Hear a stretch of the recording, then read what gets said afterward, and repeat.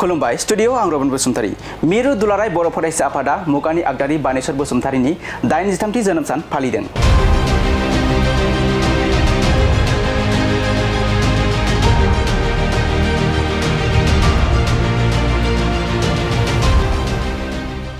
दिनै 1 नभेम्बर 2025 इं मायथाइ मुगानि आगदारि बानेश्वर बसुमतारीनि 83थि जोनोम सान। मिरु दुलाराय बर' फरायसा आफादा बाक्सा जिल्ला आबसु आरो चापागुरि खख्लाबारि दखरा आबसुनि हेफाजाबजों बिथांनि गावनि न'आवनो 83थि जोनोम सानखौ मेहेरगोनाङै फालिदों।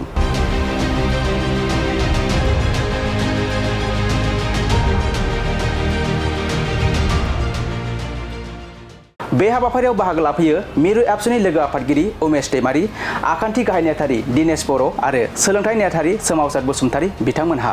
हाबाफारियाव बाहागो लानानै मिरु एबसुनि लोगो आफादगिरि उमेश दैमारिया बुंदों दि मुगानि आगदारि बानेश्वर बसुमतारी बिथांमोन नङाब्ला बर' माहारिया मा थासारियाव फैगौमोन जों बुंनो हाया, मानोना बिथांमोनहा लामा दानस्रांगिरि, बिथांमोनहानो दुलाराय बर' फरायसा आफादखौ जोनोम होजेनग्रा, बेजों लोगोसे बिथाङा फोरोंगिरि आरो दुलाराय बाथौ गौथुमनिबो गाहाय नेहाथारि जादोंमोन होनना बुंदों बिथां उमेश दैमारिया। लोगोसे बे हाबाफारियाव खख्लाबारि ओनसोलनि गोबां माहारियारि आफाद आरो राजखान्थि हान्जाफोरनिफ्रायबो नुजाथिफैनानै हाबाफारिखौ मेहेरगोनाङै खालामो।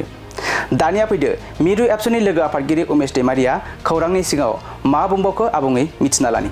दिनै मोनसे गोथार सान जे मुगानि आगदारि बानेश्वर बसुमतारीनि जोनोम सान, 83थि जोनोम सान आरो बे जोनोम सानखौ दिनै जोङो बे गावनि न'खथियावनो जे मुसुखा दङ मानगोनां मुगानि आगदारि बानेश्वर बसुमतारीनि बे न'खथिनि जे मुसुखायाव मिरु दुलाराय बर' फरायसा आफाद आरो बाक्सा जिल्ला दुलाराय बर' फरायसा आफादजों लोगोसे सिके दखरा दुलाराय बर' फरायसा आफादनि हेफाजाबाव जोङो बे फुंनि समाव बिथांनि बिबार बावनाय आरो बिथांखौ गोसोखांनानै जोङो जि मान होनाय आरो दुलाराय बर' फरायसा आफादनि फिरफिला बोनाय बे हाबाफारिखौ बेवहाय लानाय जादों।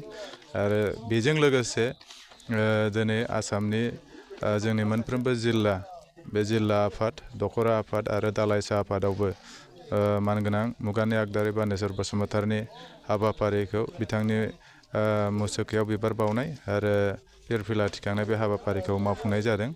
आरो बिथांमोन नङाब्ला दिनै बर' माहारिया मा थासारियाव फैगौमोन जों बुंनो हाया, मानो होनबा बिथांमोना लामा दानस्रांगिरि, दुलाराय बर' फरायसा आफादखौ जोनोम होजेनग्रा, 1967 मायथाइनि 15 फेब्रुवारियाव दुलाराय बर' फरायसा आफादा जोनोम मोनदोंमोन, बिनिनो गायसनगिरि आफादगिरि जादों।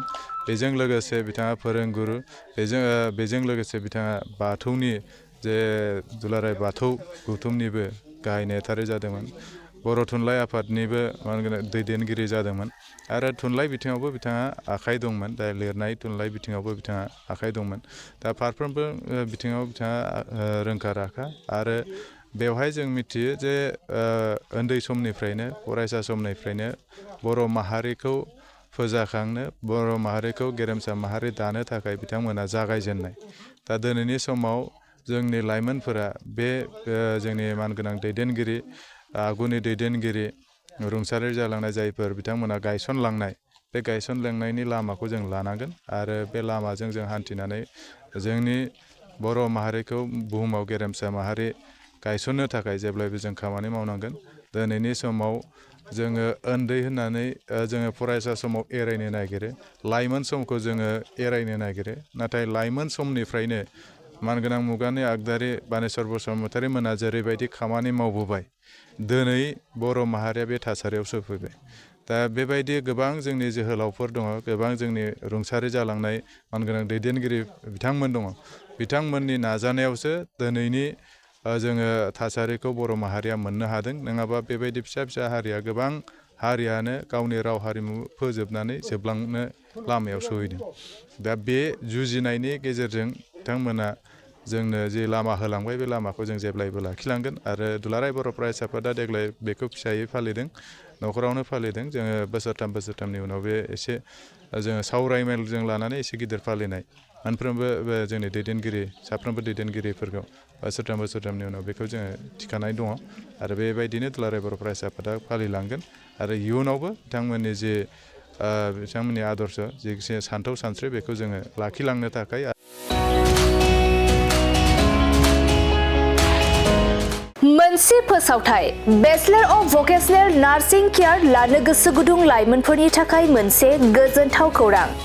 बाक्सा जिल्लानि सिङाव थानाय बरमायाव rural institute of health science group of vocational nursing एडुकेशनाव बेचलर अफ भकेशनेल नार्सिं केयारनि थाखाय मुं थिसननाय एबा एडमिशना सोलिगासिनो दं।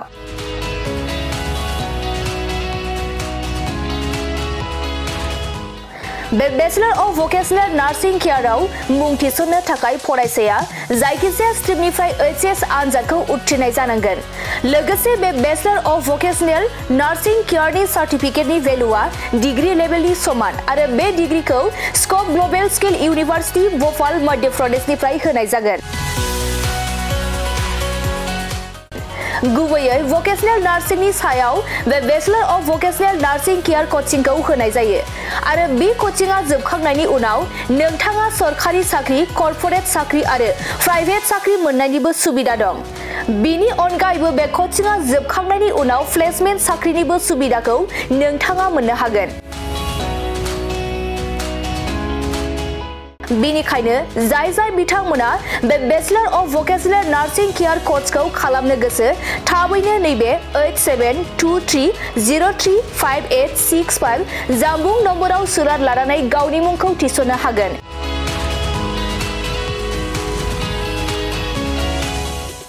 खुलुमबाय, आं नोंथांमोननो दिनै बे भिडिअनि गेजेरजों जोबोर मोजां मोनसे खौरां फोसावनो थाखाय लाबोनाय जादों। जोंनि बाक्सा जिल्लानि सिङाव थानाय बरमायाव rural institute of health science group of vocational nursing एडुकेशनाव bachelor of vocational in nursing केयारनि एडमिशना सोलिगासिनो दङ आरो बेयाव एडमिशन लानो थाखाय स्टुडेन्टआ जायखिजाया स्ट्रिमनिफ्रायनो 12 पास जानाय जानांगोन आरो बेनि सार्टिफिकेटनि भेलुआ ग्रेजुवेट लेभेल एबा डिग्री लेभेलनि समान आरो बे डिग्रीखौ scope global skill university Bhopal Madhya प्रदेशनिफ्राय होनाय जागोन। स्पेसियेलि भकेशनेल नार्सिंनि सायाव बेस खालामनानै बे कर्सखौ होनाय जायो। कर्स कमप्लिट जाखांनायनि उनाव गभर्नमेन्ट जब, कर्परेट जब आरो प्राइभेट जबजों लोगोसे फार्दार मास्टार डिग्री खालामनो गोसोब्ला खालामनोबो हायो आरो बेयाव कर्स कमप्लिट जाखांनायनि उनाव प्लेसमेन्ट जबनिबो सुबिदा दङ। बिदिब्ला एथ' मोजां सुबिदाखौ जों मानो जोंनि आखाइनिफ्राय बारग'होनो? जाय बिथांमोना बे कर्सखौ खालामनो गोसो होनाय नाम्बाराव थांनानै थाबैनो कन्टेक्ट खालामदो आरो गावनि सिटखौ बुक खालामनानै गावनि फिउचारखौबो ब्राइट खालामदो। Thank you.